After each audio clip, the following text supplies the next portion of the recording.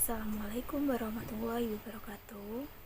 Perkenalkan, nama saya Nur Fitriani dari Hukum Ekonomi Syariah NEM 33020190170. Nah, di sini saya akan menerangkan tentang masalah keuangan publik dari sejarahnya, terus karakteristik keuangan publik dan kebijakan instrumen fiskal pemerintah Islam.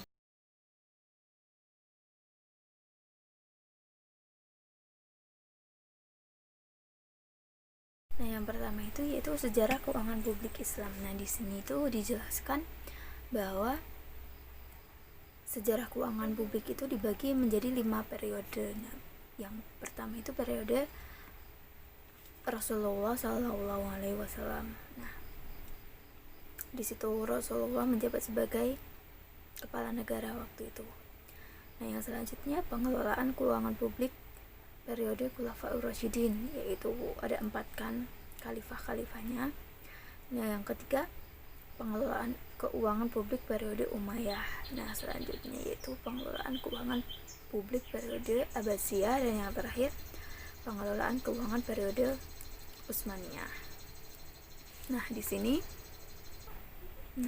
dengan adanya 5 periode tadi ya.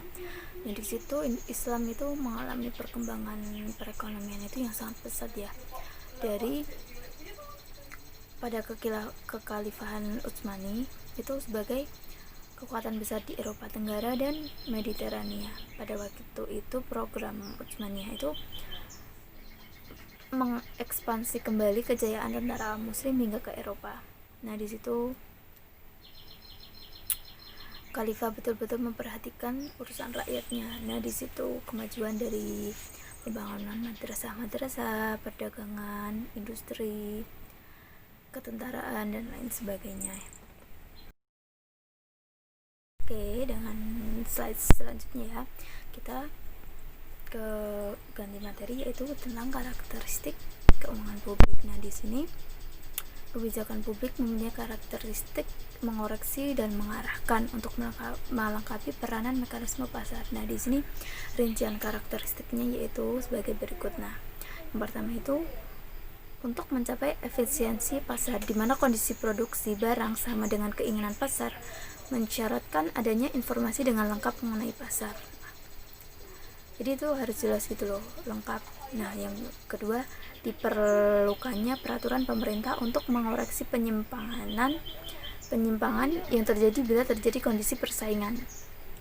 Yang ketiga, pertukaran barang dan jasa tertentu dan mekanisme pasar perlu ada proteksi dari pemerintah untuk melindungi pelaku pasar. Yang keempat, perlu dipecahkan oleh pemerintah melalui anggaran, subsidi, dan pajak supaya tidak timbul masalah eksternalitas. Yang kelima, perlunya peran sosial yang dilakukan oleh pemerintah dalam distribusi. Yang terakhir, diperlukan kebijakan publik untuk menjamin kesempatan kerja, stabilitas harga, dan tingkat pertumbuhan ekonomi. Nah, yang selanjutnya yaitu karakteristik keuangan publik menurut pandangan Islam publik. Nah, di dalam Islam itu berbagai instrumen yang bisa digunakan sebagai sumber pembiayaan negara pada dasarnya dikembangkan karena pada hakikatnya hal ini merupakan aspek muamalah, kecuali dalam hal zakat. Artinya selama dalam proses penggalian sumber daya tidak terdapat pelanggaran syariah Islam. Nah, karena itu terdapat beberapa instrumen yang bisa digunakan sebagai instrumen pembiayaan publik, yaitu sebagai berikut. Nah, yang pertama itu zakat.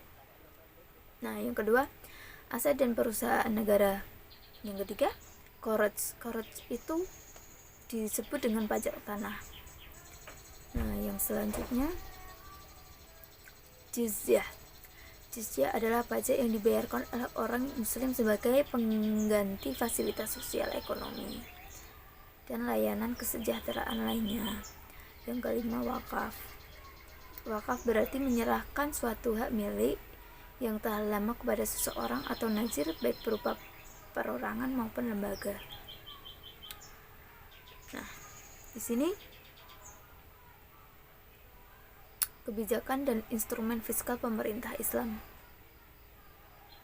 Yang selanjutnya itu kebijakan dan instrumen fiskal pemerintah Islam. Dalam kebijakan Islam, kebijakan fiskal telah dikenal sejak zaman Rasulullah.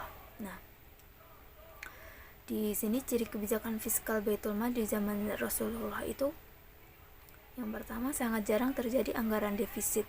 Dalam teori ekonomi, anggaran defisit ini menimbulkan berbagai persoalan akibat adanya pertambahan yang beredar, antara lain terjadinya inflasi dan melemahnya nilai tukar uang. Nah, yang kedua, sistem pajak proporsional. Yaitu keunggulan sistem pajak proporsional itu terbentuknya automatic stabilizer yang digambarkan dengan amplitudo yang diperkecil.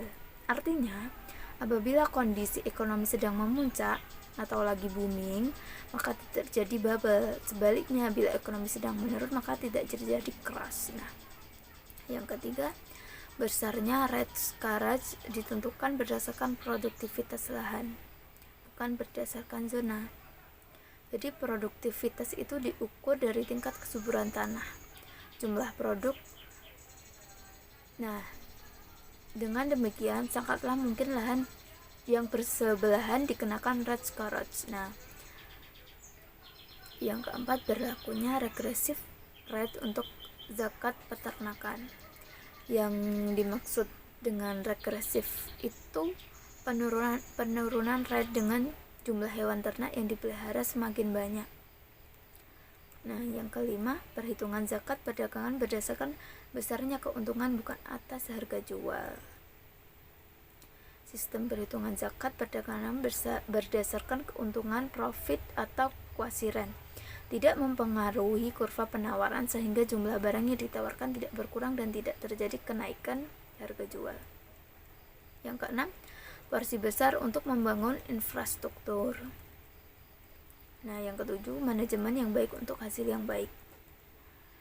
Manajemen yang baik akan memberikan hasil yang baik. Hal ini dapat dilihat dari zaman Umar bin Khattab, di mana penerimaan Baitul Mal mencapai 180 juta dirham.